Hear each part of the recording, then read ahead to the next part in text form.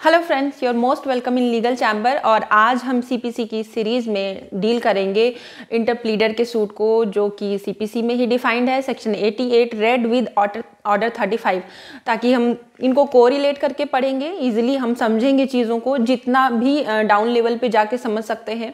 तो सबसे पहले समझते हैं इंटरप्लीडर होता कौन है। इंटरप्लीडर मीन्स होता है ना बीच में प्लीड करने वाला। डिफेंडेंट्स, जिस सूट में कई सारे डिफेंडेंट्स हैं और वो आपस में ही क्लेम कर रहे हैं एडवर्सली कि इस प्रॉपर्टी का ओनर मैं हूँ, वो बोल रहे हैं कि नहीं इसका ओनर मैं हूँ, तो आपस में ही डिसाइड ही नहीं हो पा रहा है, तो उसके लिए इंटरप्लीडर की ज़रूरत पड़ती है।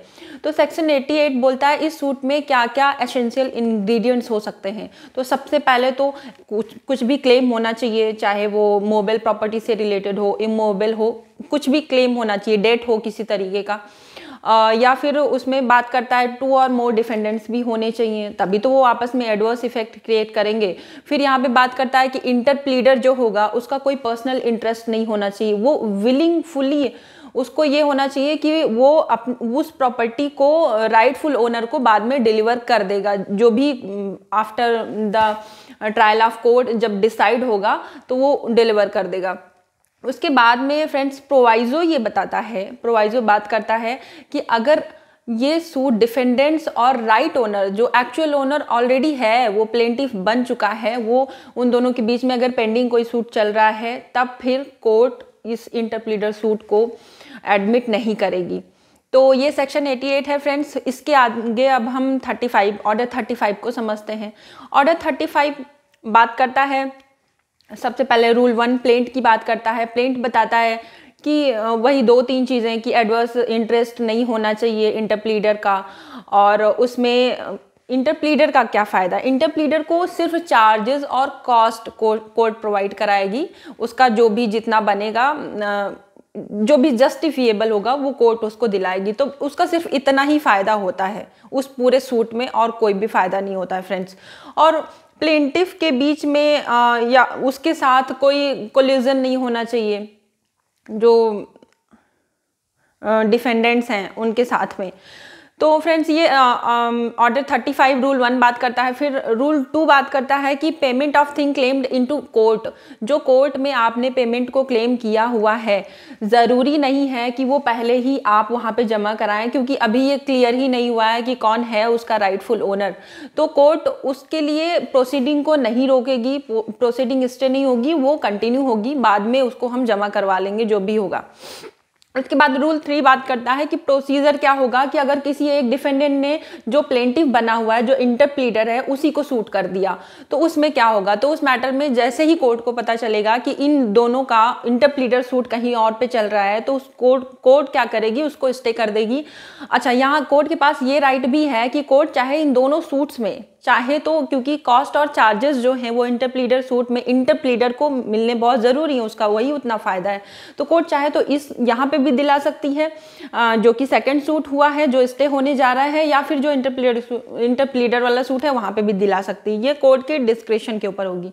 अब सबसे पहले फ्रेंड्स उसके बाद प्रोसीजर क्या होगा। रूल 4 प्रोसीजर की बात करता है।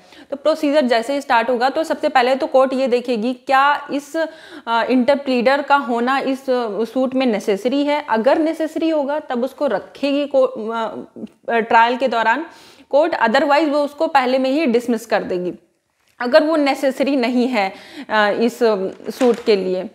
उसके बाद फ्रेंड्स फिर कोर्ट एविडेंसेस देखेगी दोनों पार्टीज़ के, और फिर ट्रायल जो भी होगा वो हम बाद में डिस्कस करेंगे, क्योंकि सीपीसी का ट्रायल वो पूरा का पूरा प्रोसेस है सीपीसी में सिविल सूट्स के लिए। उसके बाद में क्या होगा कि अगर प्लेंटिफ के साथ कोई डिफेंडेंट चाहता है कि उसके साथ कोई एडिशन में प्लेंटिफ हो जाए, ऐड करना चाहता है, तो क्या होगा कि ये सूट एकदम नॉर्मल मैनर में चलेगा, जैसे कि ऑर्डिनरी कोर्स ऑफ नेचर में होता है, सेम वैसे ही। उसके बाद फ्रेंड्स रूल 5 यहाँ पे आप समझ लीजिए, क्योंकि वो प्रिवेल करेगा पूरे के पूरे ऑर्डर पे, कि एजेंट्स और टीनेंट्स जो होंगे, एजेंट्स और टीनेंट्स में नॉट इंस्टीट्यूट एज अ इंटरप्लीडर, वो नहीं बन सकते। जैसे कि एजेंट और इंटरप्लीडर का ना एक रिलेशन होता है, वो हम पढ़ सकते हैं एजेंसी एक्ट्स वगैरह में, बट यहाँ पे हम डिस्कस बहुत ही छोटे उसमें करेंगे, एक इलस्ट्रेशन में करते हैं कि जैसे कि ए एक मास्टर है और ए प्रिंसिपल है और उसका एजेंट है बी। तो क्या करता है, ए एक ज्वेलरी बॉक्स बी को देता है और कहता है कि इसको अपने पास रखे रहना। सी क्या करता है, उसके बाद में बी के पास आता है और बोलता है कि ये ज्वेलरी बॉक्स मेरा है और ए ने इसको ज़बरदस्ती मेरे से फॉल्स एंड फ्रिवलेस एक्ट करके मेरे से लिया हुआ है। तो अब यहाँ बी एज ए एजेंट उसके पास राइट नहीं है कि वो ए और सी को एडवर्सली क्लेम करे यहाँ पे एज अ इंटरप्लीडर। बट इसी सूट में अगर ए ज्वेलरी बॉक्स जब दे रहा था बी को, वो उसको बताता कि सी का एक सिक्योरिटी डेट है, जब तक वो नहीं देगा तब तक ये बॉक्स हम उसको नहीं दे सकते।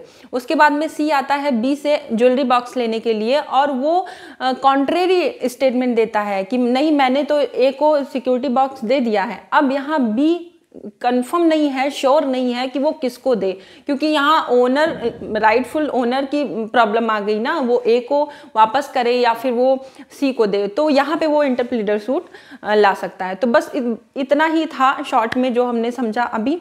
उसके बाद में क्या होता है फ्रेंड्स, फिर अच्छा ये जो चीज़ मैंने अभी डिस्कस करी आपके साथ, ये स्टॉपल में भी है। स्टॉपल में ये इंडियन एविडेंस एक्ट में भी डील करता है, सेक्शन 116 में, I think, if I am not wrong. Then section 116 deal करता है कि एजेंट और टेनेंट इंस्टीट्यूट नहीं कर सकते एज अ इंटरप्लीडर सूट। उसके बाद में फ्रेंड्स रूल 6 बात करता है फिर से चार्जेस और कॉस्ट के बारे में। वो उसको कोर्ट, क्योंकि अभी तक अगर इंटरप्लीडर सूट में वो बेचारा एज अ प्लेंटिफ अभी तक वो कंटिन्यू कर रहा है, तो उसको कुछ ना कुछ तो फ़ायदा होना चाहिए, तो कोर्ट उसको जो भी जस्टिफिएबल होगा वो उसको दिलाएगी। फिर फ्रेंड्स हम यहाँ पे सेक्शन 89 को भी, 88 के साथ 89 को भी कर लेते हैं। बट 89 जो है बात करता है एडीआर की। कोर्ट को अगर लगता है कि ये पूरी प्रॉब्लम जो है वो समझौते के माध्यम से समझ सकती है, सुलझ सकती है, तो कोर्ट उसको एडीआर में भेज सकती है। फ्रेंड ये बहुत ही ज़्यादा ज़रूरी है। मैं आपको I think I am not able to discuss with you the whole procedure in a single video.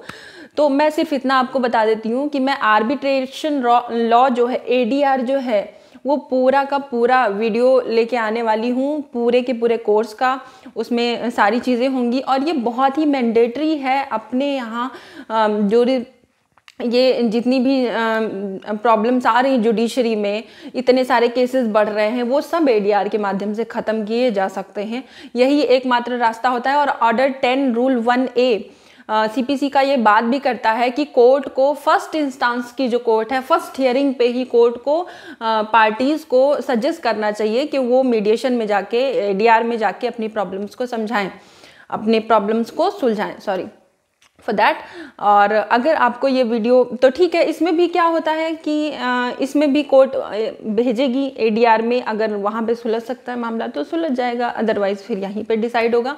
फिर जो भी होगा डिफेंडेंट्स में से राइटफुल ओनर, उसको प्रॉपर्टी बाद में इंटरप्लीडर के माध्यम से ट्रांसफ़र कर दी जाएगी फ्रेंड्स। तो ठीक है, आज के वीडियो में इतना ही। और इसके बाद में हम एडीआर भी डिस्कस करने वाले हैं। बहुत ही आजकल तो बहुत ज़्यादा उस पर क्वेश्चंस भी पूछने लगे हैं। दिल्ली जुडिशरी वगैरह में आपने देखा ही था लास्ट बार कितने सारे क्वेश्चंस आए थे, तो हम उसको भी डिस्कस करेंगे। बट आई होप आपको ये वीडियो पसंद आई होगी। तो for my inspiration please hit the like button and share and subscribe for more and stay tuned. Bye bye.